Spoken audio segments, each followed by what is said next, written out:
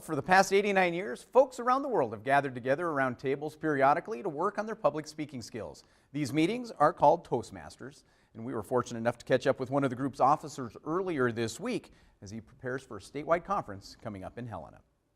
Well, it's our pleasure to introduce this morning Jim Kbzk. He is the second vice president of Toastmasters International. You're in town, Jim, for a big conference starting today up at the capital city. Jim, let's talk about, first off, Toastmasters. What is that? Lay that out for us. Sure, Chet. Well, Toastmasters is a not-for-profit public speaking organization. We train people to become more effective communicators, to become more effective leaders. So we've got a network of about 13,000 clubs around the world in 116 countries, and I'm fortunate enough to be here in Montana this weekend in Helena for our conference.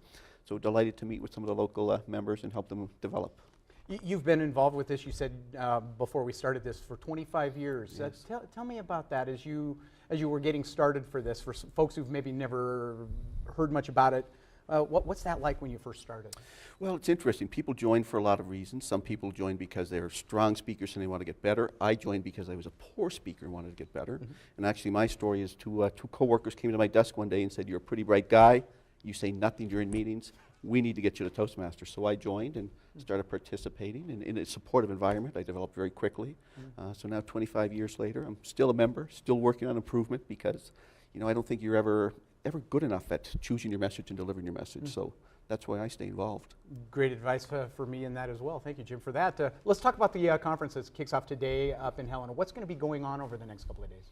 Well, the whole organization is devoted to helping people become more effective communicators and leaders. So we'll be training people in professionalism skills, on speech-making skills, on leadership skills in general, on leadership skills to make their clubs more effective, because that's what happens in Toastmasters. People join local clubs and participate there. So just lots of training.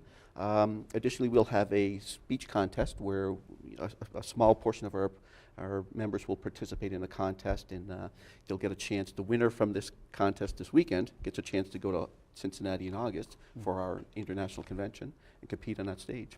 And, it's interesting, in 2 years' time, that international convention's in Kuala Lumpur, so, wow. So it's a nice prize to win a district speech contest. Wow, I guess so, to say the least. The beautiful thing about Toastmasters, as I understand it, it's not just for folks like me, for example, who spend their time talking in front of people. Toastmasters really is for everyone. Yes, absolutely. There's lots of people who want to be more effective in business meetings or in community meetings, be more effective leaders. So there's all kinds of people who have got a general need to improve communication and leadership skills. And maybe it's just in choosing a message with family members. You get a chance. We provide an environment and a structured program you can work through to achieve your own personal goals. And it's fun. It's a ton of fun. Yeah. It's actually, that's surprising for people sometimes.